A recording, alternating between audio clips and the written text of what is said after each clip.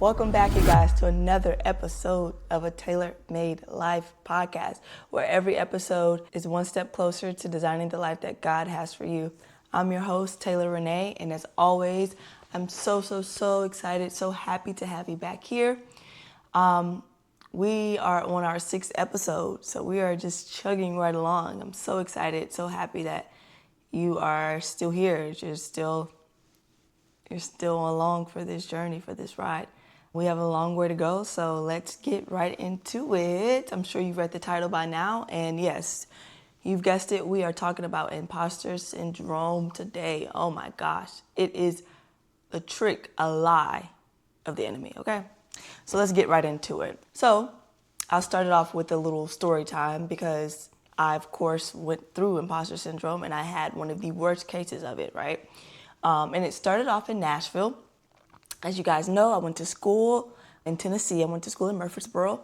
I worked primarily in Nashville, which was, of course, a music capital, right? It's home of country music. It's Music Row. It's all the things, right? So I started off, I'd say maybe 18, 19, going on 20. And I had gotten a really big internship with a large touring company, hint. And I was just so excited, right? As any young person would be. I applied, interviewed, I got this position. I am officially a paid intern, right? So excited. But as soon as I got there, no lie, my eyes shot open, right? I quickly, immediately realized how big this was, how much weight, how much pressure came with this role. And now, we talked about pressure and that whole thing last episode, so we know not to do that now. But when I was 18-year-old, 19-year-old Taylor, she was clueless, right? So I immediately knew, or I thought I knew what I had to do in order to do well in this role, right? I was immediately intimidated by it because I just knew that it was something bigger than me.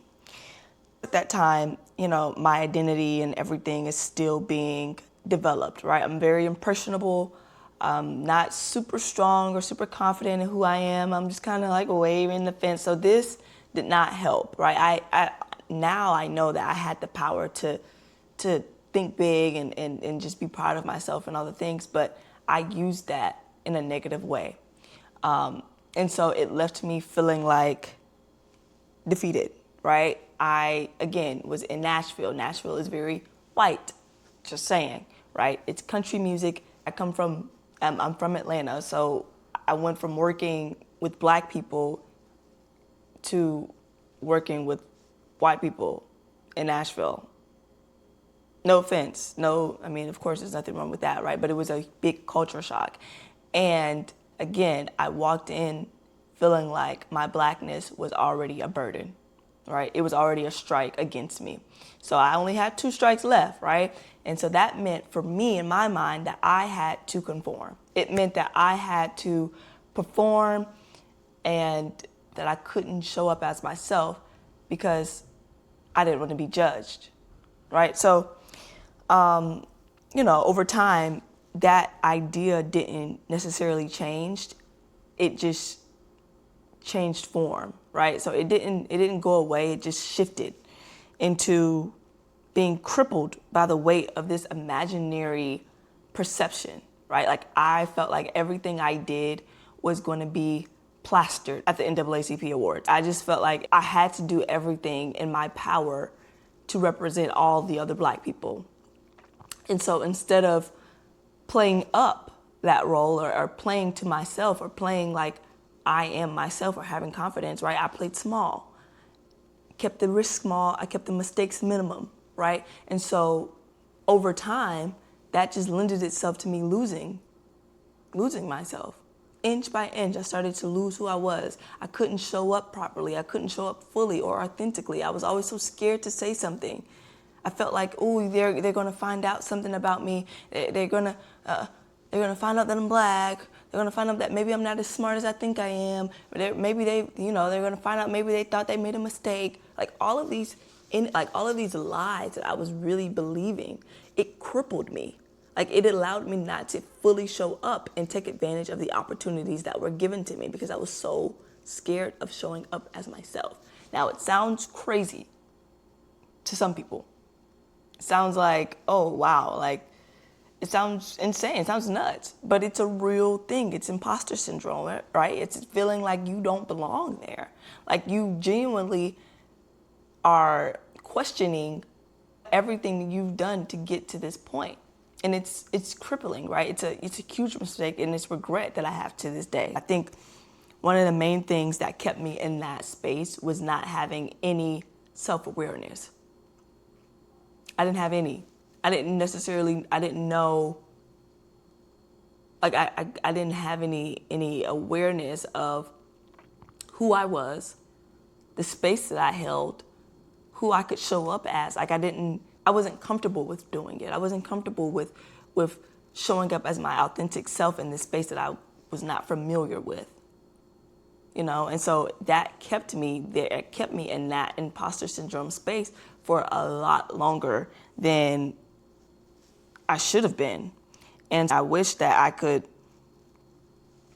tell you that this story ended on a happy note, but it didn't. It didn't. I ended up throughout the whole internship, right? Quiet as a mouse, didn't say anything, didn't want to speak, didn't want to speak up for myself or for others. I didn't want to contribute any ideas. I always shied away from the questions or, just gave a little bit of myself because I was scared of being judged. Crazy, right? But,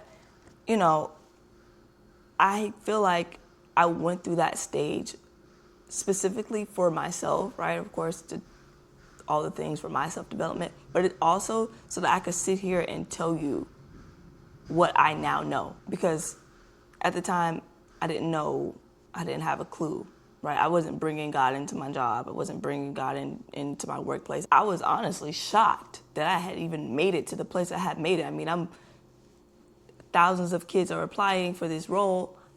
I'm the one who gets it. The little black girl from Atlanta, like it was baffling to me, honestly. I didn't think I had a real shot. And so now that I understand that God strategically placed me there and he strategically places you where you're supposed to be, right? I don't end up in rooms by accident. You don't end up at a job in a space with these people and your boss and this by accident. It's God literally picking you up and placing you somewhere. And so if he's placed you there, then that means automatically that you are more than meant to be there, right? Like you're overly qualified for that role because he's given it to you. And so I didn't know that then. I was clueless. But yeah, I had to go through that so I could tell you that, like, you don't have to overcompensate to exist in a space. You don't have to question what you bring to the table. If you're there, it's because you belong there, right? And those are things that sound simple, they sound easy to hear, but when you dig into what they really mean, then you start to understand how they apply and how you see them in the way that you move and react at work.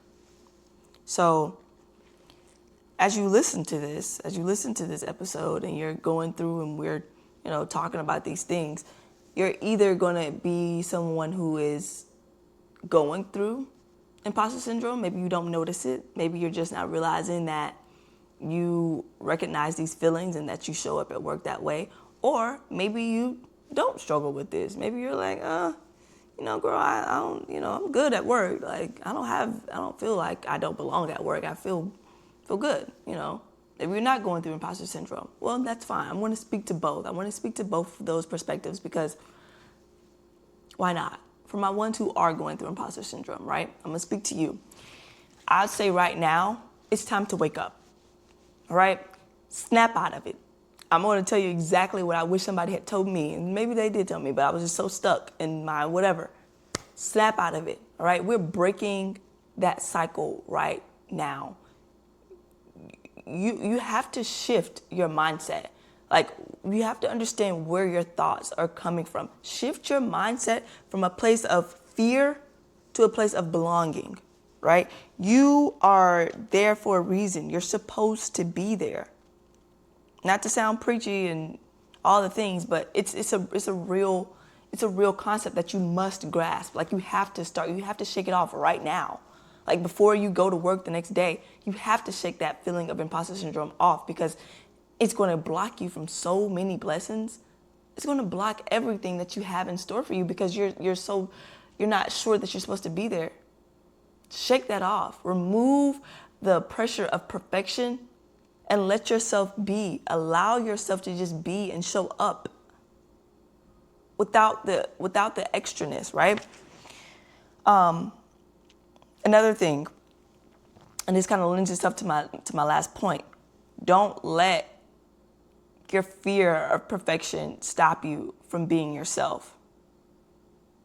That was a big thing for me.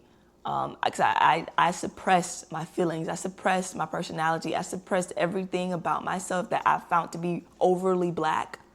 I suppressed it, right, in order to appease some imaginary standard. Disgusting. Utterly disgusting. Do not do that. Do not shrink yourself. Do not condemn yourself. Don't feel like you can't show up as who God made you to be because you're trying to impress other people. That's not what you're called to do, right? Not at work, not in relationships, not at home, not with your family, none of it.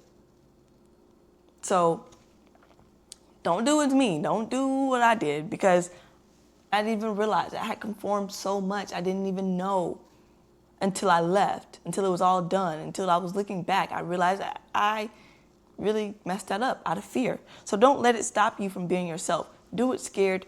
Do it when you're confident. Do it when you're not confident, right? Another thing, don't try to do it alone, right? When I did have my moments of vulnerability with people that I trusted at work, I realized that it was all in my head, right? Like, it was an internal battle, not an external one. Because truth be told, the environment that I was in itself was not hostile. The people there weren't prejudiced or overly mean or anything like that. I just battled through it myself, right? I just assumed I was living in this respectability politics where I just assumed that they wanted me to be a certain type of black person, that they were expecting something from me that I just wasn't able to give them. I assumed that. That was an internal battle, and didn't necessarily have anything to do with the environment itself. Now, was it inclusive? I mean, that's to be questioned, right? There's at least 50 people there and only 2 black people. I don't know how inclusive, But I nonetheless, it was still an internal battle. It didn't necessarily have much to do with the external. So don't try to fight it alone, right? Tell someone that you trust. Confide in people and let them help you to process your feelings and your emotions. Because once they start asking questions and you tell them your battles and your struggles, and they give you insight, they give you their perspective from the outside looking in, then you can start to understand, you can start to see that it is a fight that you've come up with by yourself. Tell a coworker that you trust, tell a family member, use them to help you process it, right? And so yeah, those are the main 3 things that I would say to my people who are going through imposter syndrome right now. Like, we have to get out of that immediately. It's time up. It is time up. Shift your mindset right now, today, in this moment. Ask God to show you. Ask Him to help you shift what that is that you feel when you go to work that's not coming from a place of grace and love. Shift it immediately. Don't miss out on your opportunities. Don't block your blessings because you're scared of being judged. Now, for my ones who may not be struggling with imposter syndrome, right? Maybe you don't got it like that. That's not your portion.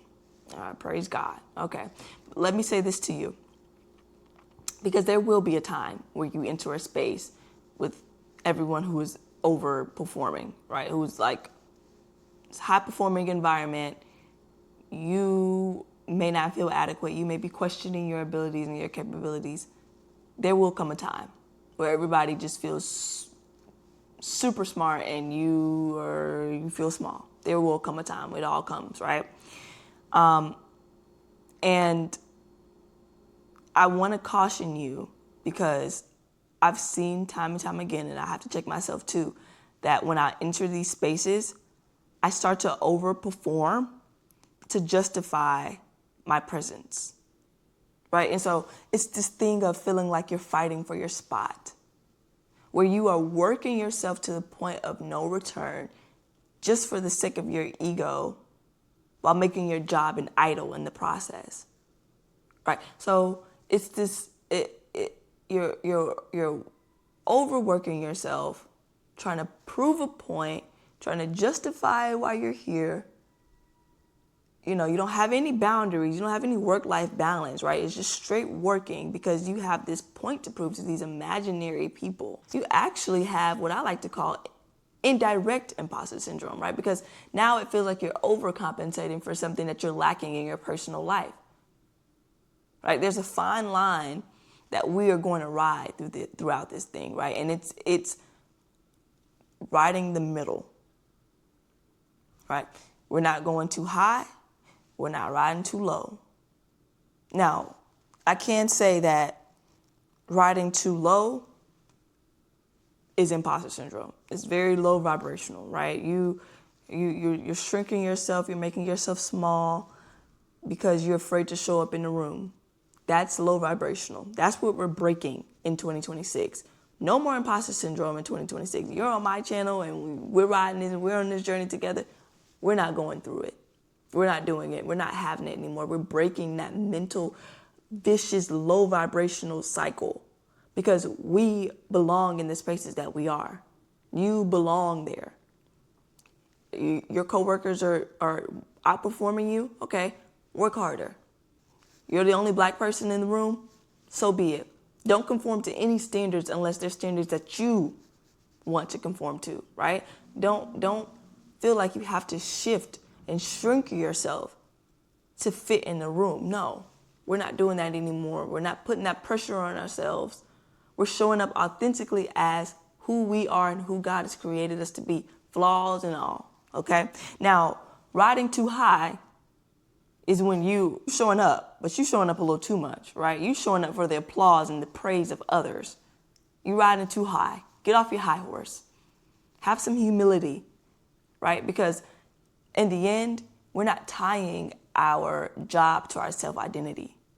We don't find self-worth and value in the work that we do, the job title that we have, how good our work is, how well we do in our roles, how creative we are, how much we bring to the table. All of those are great assets. All of those things are great to have, right? But your self-worth, your value is not found in how many people praise you for the work that you do.